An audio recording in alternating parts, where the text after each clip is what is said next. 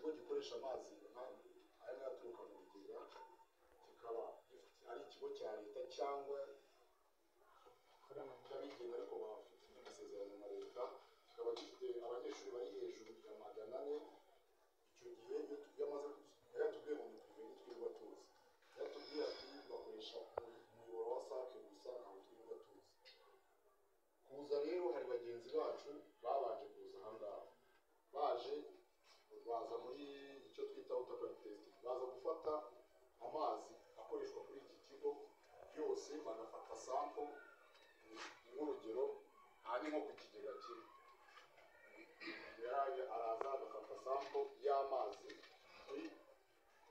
ahantu hose hashobora kuba haturuka amazi yo kunywa. Ni urugero wenda iki kigo gifite ibigega 6, buri hose agiye gufata agasample k'amazi kameze nka gutya. aka gasample yamaze kugafata afata amasample agataha ari kuba, noneho yarangiza agafata akagafu, akantu k'agafu agafasha muri water quality testing, wakita nk'ibiryo by'amamikrobe n'amabakiteri, akagashyiramo muri aka gashashi akagacugusa, noneho yarangiza ibara bigahinduka umuhondo, agashyira mu gashashi kameze gutya. aka gashashi gafite ibyumba 5 bifite amamililitiro atandukanye ku buryo bigira mililitiro 100. aka gashashi agashyizemo ni uko biba bisa. yarangiza hari incubator imeze gutya, acomeka agafungura hano, agashyiramo sample yafashe. ni urugero wenda hano ahantu haturuka amazi yo kunyobwa ni 5, ibyo twita water quality, ahantu hashobora guturuka amazi ayo ari yose yo kunyobwa. dufata urugero ko ari haturuka ubuzima ari sample 5 yafashe, akincubatinga muri incubator hagati y'amasaha 20 na 24.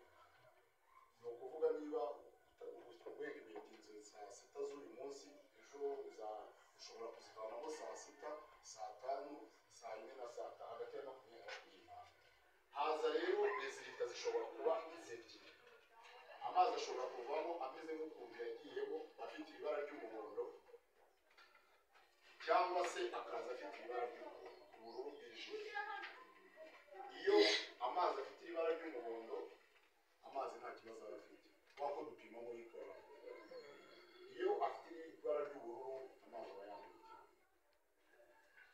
aho tujyana filtre nuko tuba twabonye ibisubizo.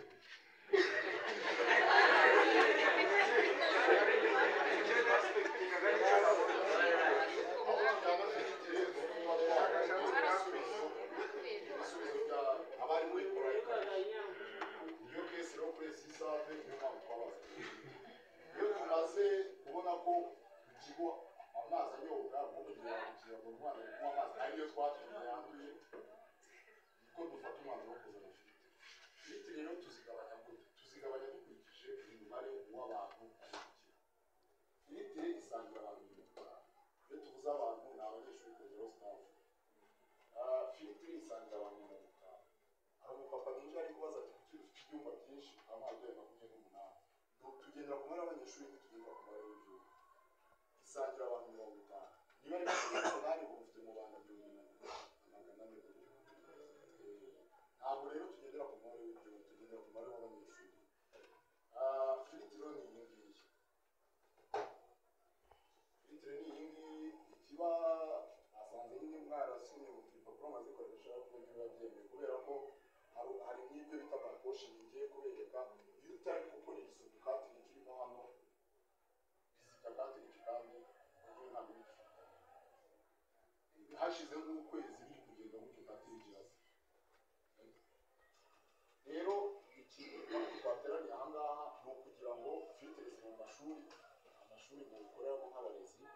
nari nifuje ubundi ukuntu tubigenza ku bindi bigo naza se ibyo twarahaje dufata abarezi ubwo bari muri ya mashuri nyine filtre zibamo, tugahugura n'abana babiri muri buri shuri, ntabwo niyo bayikorera isuku umwezi.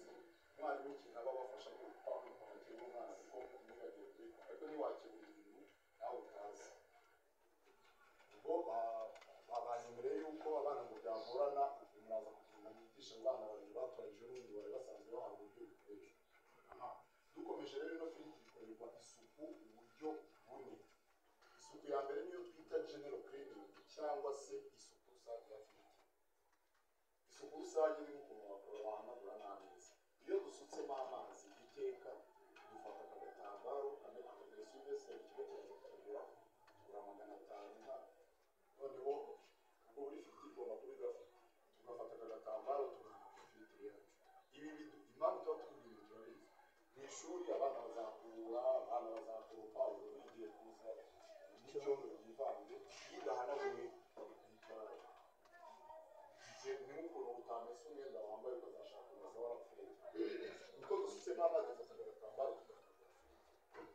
iyi ni isuku ya mbere twita general cleaning cyangwa se isuku rusange. Aka kayunguruzo nk'ukuntu mwakabonye tukita prefirite cyangwa akayunguruzo k'ibanze. Amazi yose tuyasuka anyuzemo aha ngaha. Amazi dusukamo ashobora kuba arimo ibitotsi cyangwa imyanda igaragara ikoreshwa amazi.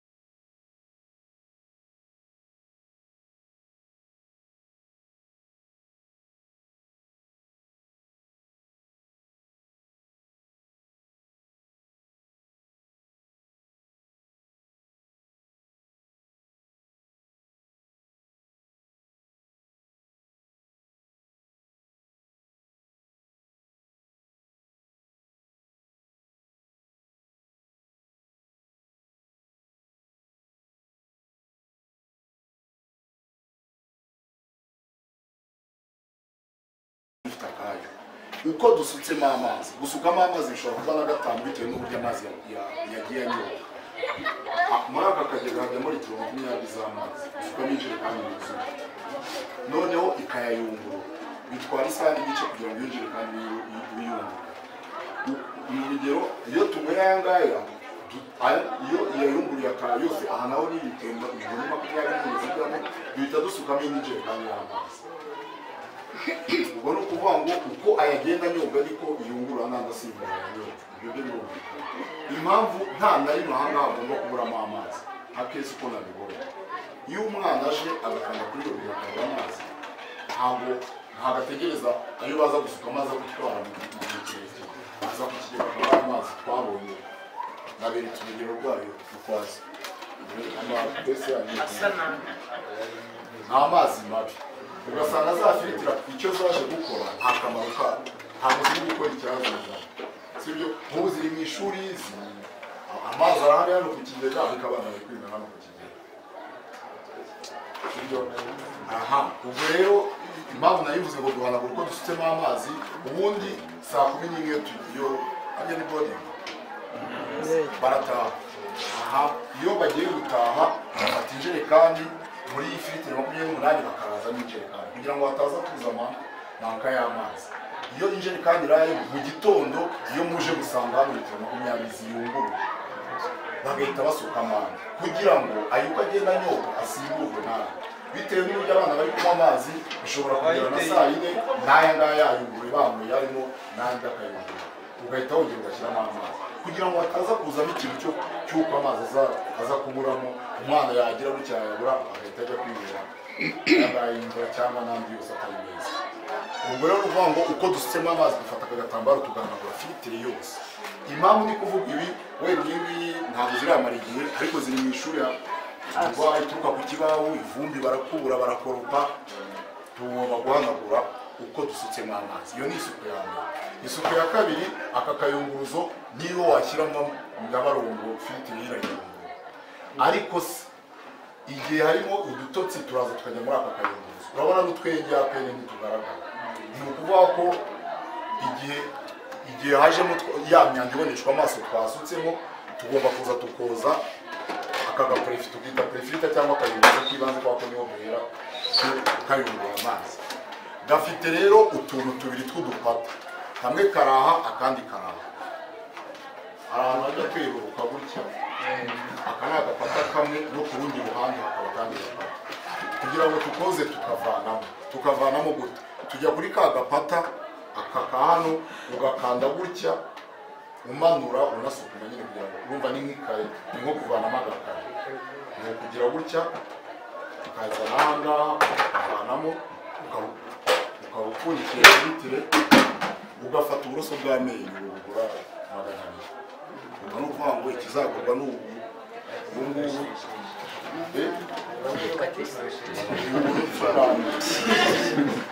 ukazajya uvoma amazi aha ngaha ukagira gutyo ukozamo ya myanda. Iyo ubonye hamaze gucya nta myanda irimo kubera ko igihe kazibye niba nabyita kuziba kirazira kikazirizwa ntibinabaho kuba wapfundura gutya ngo uhite unyuzamo amazi direct. Ubwo filitire wagira ngo yice usukamo amazi direct arimo ya myanda akamanukira mu gatiyo akagenda akaziba katirije nuba akaniko kayifasha kugira ngo imyanda iboneshwa amaso ireke kuza kujyamo. Iyo umaze kurangiza kukoza hari utu tuntu tw'udukare nyine dufite kuri uyu mupfundikizo naho twagenewe kujya nabyita ko hapfumuye reba nk'aha uringaniza ku buryo bijya muri kote biza kujyamo mbese kagenda kakicara mo aha ngaha ukakamanura uringaniza wabona bimaze kuringanira ugakanda gutya gutya. Ino suku ikorwa rimwe mu cyumweru kuwa gatanu mugiye gutaha wako muri weekend mutiga oya nta sabuni kandi nta chemical ino filitire ikoresha uburyo buri naturel nta chemical itwanagira n'agatambaro guhanagura nta sabuni ijyaho nukutosa uhanagura hagira iryo vumbi sibyo nta sabuni ijyaho. Iki ni igikorwa kiba rimwe koza aka gapefite biba kuwa gatanu ishuri mu cyumweru. Ibyo rero nababwiraga biri kiritiko ni ukuntu filitire ikora ubwo ni ukuvuga reka mpite mbijyaho iyo dusutse n'injerekani y'amazi mo harimo akenge karimo agatibe ka plastique amazi aramanuka akaza muri cartridge cyangwa niyo filitire ofete tubwita cartridge cyangwa niyo filitire n'ivanamo micro bacteria na virus ku rwego rwa 99. Ni ukuvuga ushatse wasacinga ibisibe byoroshye ugashyiramo straw ukabona muza zayo specification zayo ivanamo microbe bacteria na virus ku rwego rwa 99.9. Izivanamo gutarenda akoresha chemical kati ino filitire igura $8. Ni ukuvuga yuko icyatatu $300 ni miliyoni rero. Igihenda kuri iyo filitire ni high technology yo ako ga filitire cyangwa ako ga cartridge gakoresha gafite amamamburane ko niba tuzgo microbe na bacteria ari microscopique zigaragara n'amaso ariko uko zitagaragara kose zifite uko zingana nizishaka ari 0.000 nano utoya bushoboka.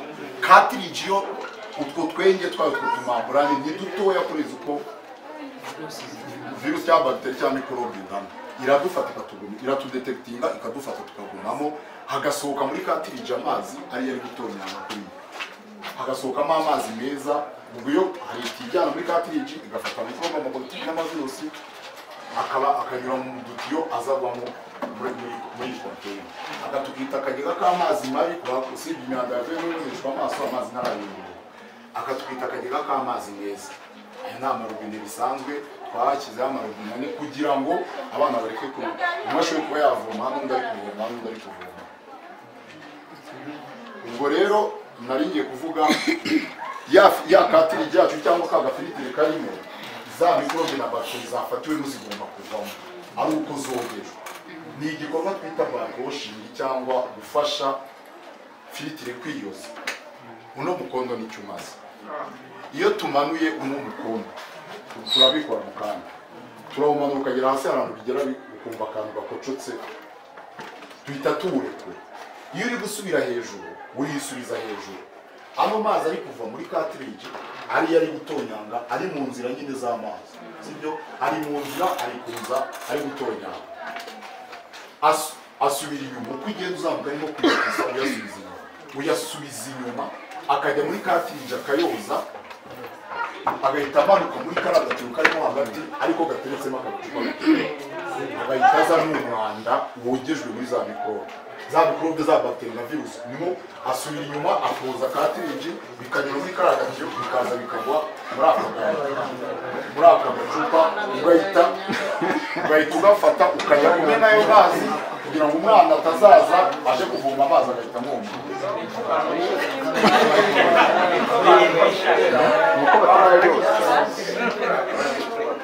Icyo ni igikorwa ibi bita backwashing cyangwa se gufasha filitire kwiyoza. Ni igikorwa kiba buri mugoroba saa 11. Biba ni mugoroba kubera iki? Ibi ndi kubivuga mu magambo arambuye ariko mu by'ukuri kumanura no guhanagura n'ibintu byatwara n'umunota umwe. Ibi ndaje mbikore murebe. Buri mugoroba saa 11 kumva yiyungura amazi wenda twasuzemo injerekani enye uwo mwanda wabaye akimiremo ndani nukuwoza ukamanuka noneho warangiza mukarazamo amazi mwaranje ufashe kuvanamo ibyiriwemo yiriwe ifata sibyo. Tubigenza gute? Gushyira akaboko ahangaha kuri filitire. Impamvu tuze gushyira akaboko turaza kureba iki ni nk'ikigo cya primaire ya za Muhanga akameza nk'aka ngaka si ngombwa kuko bigasiza amaverine ariko akameza ikintu kadufasha nawe reba mwishuro bari gukubura bakota bagira gute. Iyo iri hasi burundu kwandura ni ibintu byumvikana na sekirite y'izi robine iba ari ikindi kintu. Akameza gafite santimetero nka 50 z'akaguru kwako igiye n'ahangana no mwabonye gusukamo amazi cyo bidusaba ni ukurira kubera kari hejuru. Akameza gafite santimetero nka 50 gafite nka 80 hano maguru yakwirwa kaba kazeru kaba kare kaba rectangle bipfa kuba bitarengeje ahantu. Impamvu tuba tubivuze bityo bisaba bije birumvikana utumeza 28 ariko ikigo kiba kigomba kubikora. Ubwo cyo ni ikigo kimwe bafotoye ifoto pari hazari kugira tuyerekana. Ubwo rero utwo tumeza tuzakoreshwa. Impamvu nari mvuze gufata akaboko we niteretse ku kamera ugafata kandi kaboko ukamanura gutya ukarekura amazi gusubira inyuma akoza filitire cyangwa katirya indwara y'imikorobe bakiteri na virusi akanyura muri karagatiyo ko hagati akagwa mu gacupa.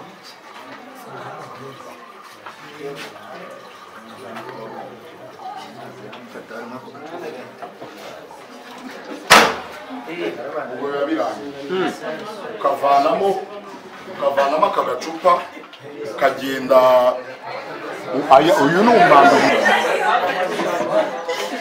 ukagaruka ukagashyira mu vangatiyo no mu buraza ukajya munsi yo ugahita winjiramo uragahengeka ukakwegera munsi y'ako gatiyo. Ibi tubyita backwashing bikorwa buri munsi saa 11 kugira ngo turazemo amazi yabaye nk'iyubuka mbese za mikorobe yazivanye twongere turaza amazi rabe iri gukora akazi kayo. Iyi ni isuku ya gatatu. Isuku ya kane birashoboka yuko aka kayunguruzo nubwo kayungurura ariko hashobora ntabwo filitire sirinzi hashobora kuba udufurite hakaza hagendamo akavumbi gake gake rya shuri bakubura ingwa ndetse ibintu nk'ibi.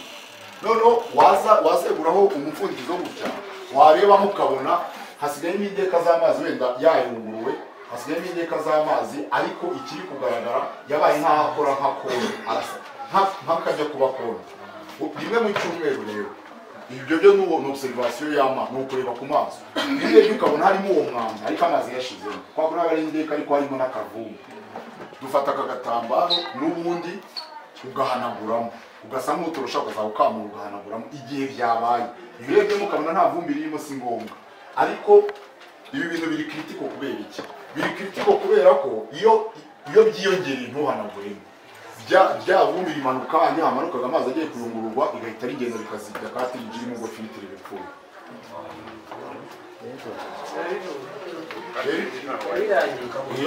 iragenda ikayizibya cartridge ariyo bakayigura iyo ni kese yatubayeho mu Ruhengeri ibi bintu ntibikomeye ariko kubiha agaciro ni byiza cyane tekereza filtre izize kubera utakora ibintu kandi ni ibintu by'iminota ingana byatubayeho ahantu bita kuri Jesse Karama ni Musanze byagenze gute ubundi tuzagaruka muri monitoring tuze dupima n'amazi filtre yayungurura tuyapima kugira ngo turebe niba uko twababwiye gukora isuku bayikora iyo bimwe muri ibi ngibi bidakozwe wazashiduka ayo twita amazi meza atakiri meza twaragiye dufata nk'izi process kuza twafata sample kuri filtre bafite filtre nka 10 na filtre nk'eshatu muri zo usanga harimo amazi nk'ayo y'ubururu yanyu turyibazo kumbi twaragiye tubabwiye bahanagura ahagaragara ntabwo bari kugenda mu bane mupfundikiza umenye yuko zijya bita noneho tubyibazaho byabaye ngombwa turaza tugafungura ibintu bya repair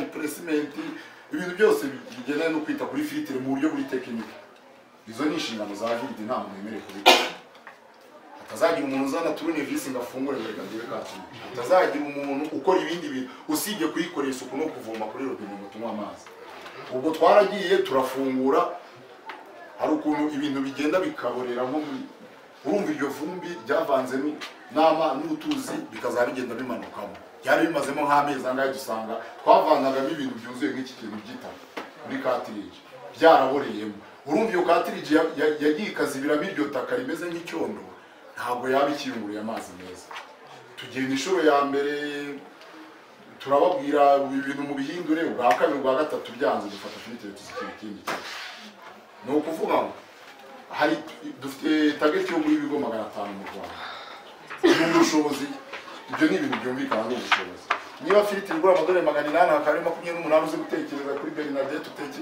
ibyo byose ni amafaranga menshi rero hari ukuntu wabona abantu ibyo bikoresho batabikeneye hari abandi bari kunywa ikivu cyangwa za Nyamasheke na Rusizi bari kunywa amazi nabi ni target ariko ntabwo ikigo kigira nta mafaranga gitanga kuri ibi bikoresho ariko icyo wakwita kuzikorera amasuku no kuzicungira umutekano n'inshingano z'ikigo ntabwo umuntu ahoranga ngo mu gihe ngo nzabyicungira ntibishoboka ubwo rero impamvu nari ndi kuvuga ibyo bintu twaragiye ubwo icyo bakoraga byabagamo ari byinshi ntibabihanagure bikazajya bimanuka bijya kuzibya cartridge ibyo bintu rero biri critical rwose tugomba uko bigenze kose tugomba kuzajya rimwe mu cyumweru turebamo twabona harimo akakavumbi tugahanagura ibyo ni bya bikorwa bikorwa n'abana babiri numvise kumenya mwara ari babiri mwatoranyije n'ubundi babishinzwe kuzi abo rero nibo muza kugenda ubundi nari kubahugura ariko nibo muza kugenda mukabwira uburyo bikorerwa isuku bakabishyira mu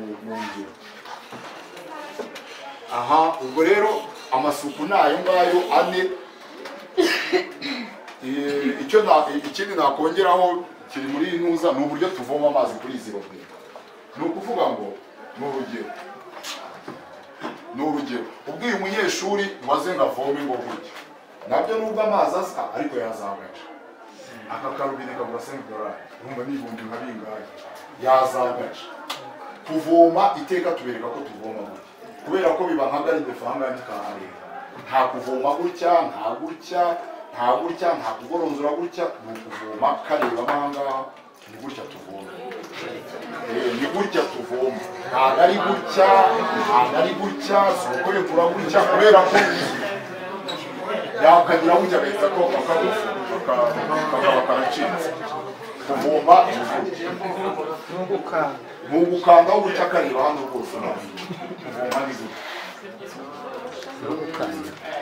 rero nibyo tugomba kwigisha abanyeshuri nituza kugera mu makarasi bivuze mu gihe kirekire ariko ntabwo ari ibintu bigoye ni question yo kubiha yo kubyitaho. Ikindi hari amafiritire iyo uteruye ntabwo firitire igize nta maburo arimo nubwo aya nta amaguru usunikiramo plastique kuri aya igira gutya isa nk'ibyima cyangwa ikegerana ufata ino safe water container ukayicomeka muri plastique ugafata iki ukayicomeka hejuru ya safe water container n'iki kikaba kiri muri iki. Impamvu yo kuvuga ibyo ngibyo nta maburo arimo ku buryo bifasha uko duteruye kose duterura amaguru sino uteruye gutya wasigara mu kintu ibyo ubibonye uteruye aho nyine wahita utandukanye no pese. Rero bisaba uko duteruye firitire kose duterura hasi irimo amazi n'urugero nk'iyo dushatse kuyidekuraza nta kibazo kirimo mwaraza agafata n'undi agafata nk'uko umeze n'undi agafata ahangaha bikabamukaraza sino wabishobora ikibazo murakoze cyane mwakwiye wenda uburyo busobanura dushobora gukoresha amavuta cyangwa amashuri atatu abantu ese ntibemerewe kuguma hasi kuba nta kibazo yateza cyane rwose. Arakoze cyane. Ino firitire ntabwo ijya hanze ni plastique ni nk'ukuntu bafata ibase y'iwawe ukazabiriza ku zuba nta n'iminsi yawe ni plastique nyine iva mu ishuri. Uburyo abana banywa amazi ntabwo abana banywa amazi uko muri gutanga amasomo ni mu mabureke mu gitondo saa yine saa sita. Mpamvu nari ndi kuvuga ibyo ubwo hari amashuri yayo yose atarimo abana 50 yarahari. Rero nk'abo ngabo harimo 20 birashoboka gusangira firiti imwe ari amashuri abiri yegeranye. Niba ari muri bureke baraza bakavoma muri bureke bakagaruka nk'ubu saa sita kwa kuri bakaba bakavoma muri firiti.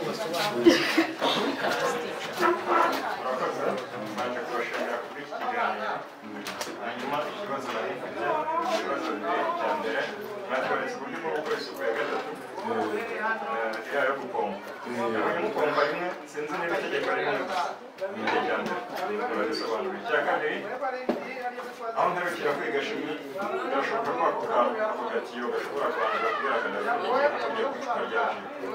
Ese nta buryo mwateganyije byo kugapfundikira agatiyo kayo akarobine akarobine ari imikungu kuko ari iki bije ko yamazi akandaka cyane rwose urakoze.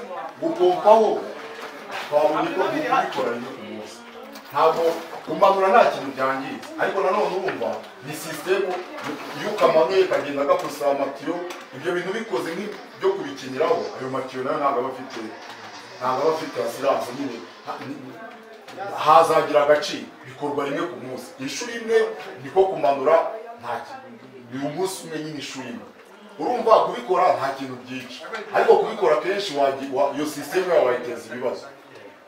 Icyo cyo ni kimwe niba umuntu amanura n'ubu twabimanura nta kibazo kubera rimwe ku munsi nimugoroba kubera ko ni ugusubiza amazi inyuma koza. Ikindi ntabwo tukamanura nta mazi arimo kubera ko icyo igisubira inyuma n'amazi nta mazi arimo ari kumanuka ntayo yasubiza inyuma nta kamaro.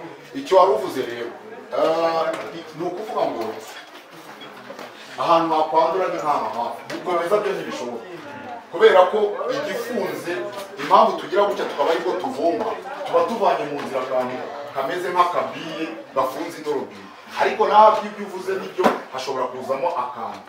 Rero ni nka sinzi murabizi hari ukuntu umuntu agira nk'uko ari nk'ukuyuguza ariko nabwira abantu bafungura amazi ya mbere ukabona kuvoma kugira ngo kabundi ivumbi ryo ntishobora gukomeza kereka ni nk'akabiye iyo ugize gutyo ukavanye mu nzira niyo mpamvu amazi aza gutya akaba ataza nuko wafunze. Ahangaha rero usa nk'ugira gutya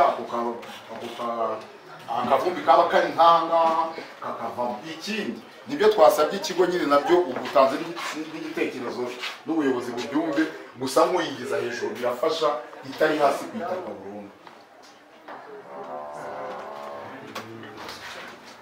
Ariko ibintu bisaba bije ntabwo biforusa nk'umuntu arayitegura ariko mu nyungu cyangwa mu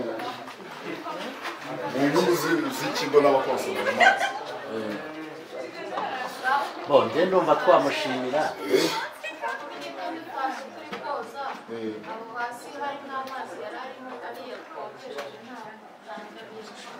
ano mazi ntaga uravuga aya turagiye gutaha kandi hari amazi ari mu kigega cya gatatu iki rwose ayo hejuru ntacyo bitwara koza hejuru gutse uhana kwamura hariya weya nta kintu bitwara ya hasi nta ni ukuvuga ngo ahangaha mbese iki giteretse hejuru y'iki cyo ni nk'aha ngaha ntabwo cyari ikigega ni ukuvuga usibye ibirimo ubundi aha nta kominikasiyo iri hagati y'iki n'iki inzira ni iz'amatiyo kuva ahangaha ujyana amazi ahangaha binyura mu itiyo ntabwo binyura ntabwo mbese ntiyapfumuye ngo waba yarimo kominikasiyo nta hantu namwe bihuriye binyura mu itiyo nta munsi umwe wa esipuresinga nk'utu tuntu kutuvanamo wenda byaba bigoranye kugira adufasha nk'umwe akavanamo hari igihe bigorana nk'umuntu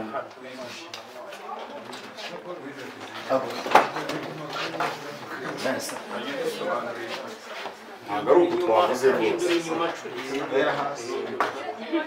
ushyiraho ibi navuga ushyiraho ikiganza ukajyana hasi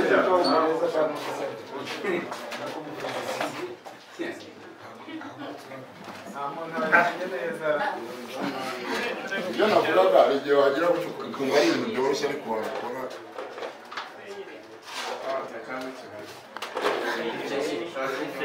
uragira gutya kandi ujyana hasi ujyana uri gusukuma gusa utavanyemo akagari kandi ujyana hasi unasohora hanze on both sides. One side and the other side. One side and take. Nugira gutya ugasukuma gutya ntigashobora kuvamo bisaba kugira gutya ugakanza nawe ukavanamo then you bring the profiter ugasubizamo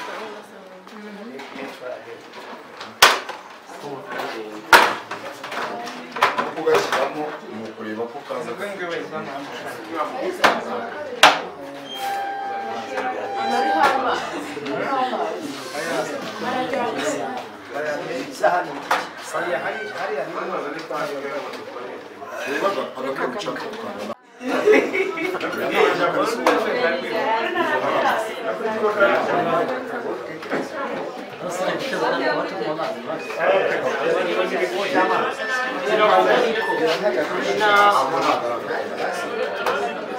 wireba utwo dufashe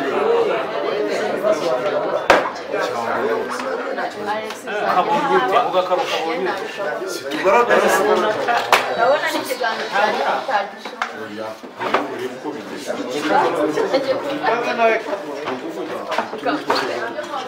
miliyoni ya sirikare urabona kamwe gafata hejuru kuri kote opoze akandi kagafata hano niyo akandi ntabwo bakanda ujyana hasi ntusukume gusa nukugira uyo bivanga ntabwo ikiganza cyane sisa ntabwo ari ibintu